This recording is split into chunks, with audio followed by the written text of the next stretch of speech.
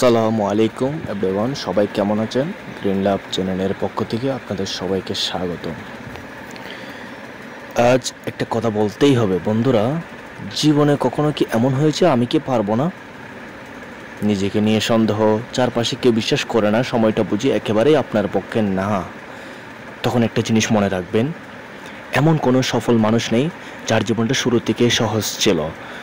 যখন আপনি হেরে যাচ্ছেন বলে মনে হয়, তখনই হয়তো আপনি চেয়ে কাছাকাছি পৌঁছে গেছেন, আপনার জয়ের কাছে।